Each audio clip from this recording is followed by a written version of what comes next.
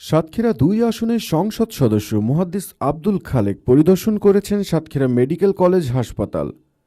পরিদর্শনকালে তিনি হাসপাতালের বিভিন্ন ওয়ার্ড ঘুরে দেখেন এবং রোগীদের খোঁজখবর নেন, কথা বলেন চিকিৎসক, নার্স ও সংশ্লিষ্ট কর্মকর্তাদের সঙ্গে।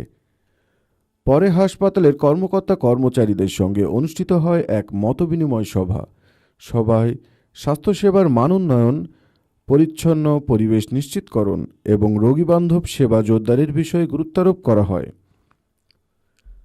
সংসদ সদস্য বলেন, জনগণের দোরগোড়ায় মানসম্মত চিকিৎসা সেবা পৌঁছে দিতে সবাইকে আন্তরিকতার সঙ্গে কাজ করতে হবে। পরিদর্শন শেষে হাসপাতাল প্রাঙ্গণে অনুষ্ঠিত হয় পরিষ্কার পরিচ্ছন্নতা অভিযান। এতে অংশ নেন দলীয় নেতৃবৃন্দ ও স্থানীয় নেতাকর্মীরা।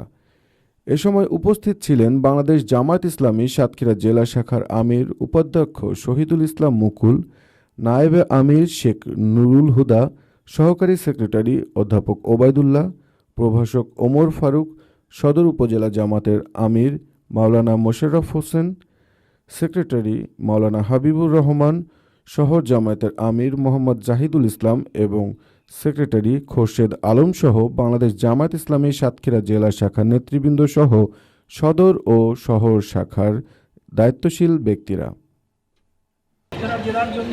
আপনাদেরকে অনুরোধ জানাবো, আপনাদের স্থান থেকে বর্তমান যে অবস্থায় আপনারা আছেন সেই অবস্থা থেকে পবিত্রতার সাথে, পরিচ্ছন্নতার সাথে যতটা সম্ভব বেশি সেবা মানুষকে দেওয়া যায় দিয়ে যান। আর আপনারাও চেষ্টা করবেন, আর আমিও চেষ্টা করবো ইনশাআল্লাহ সংসদে, মিনিস্ট্রিতে যেখানে কথা বলা দরকার সে ব্যাপারে আমি ব্যক্তিগতভাবে উদ্যোগ গ্রহণ করব। আমাদের মাননীয় আরো যে এমপি মহোদয়গুলো আছেন, তাদেরকেও সাথে নিয়ে আমি এগুলো চেষ্টা করবো ইনশাআল্লাহ।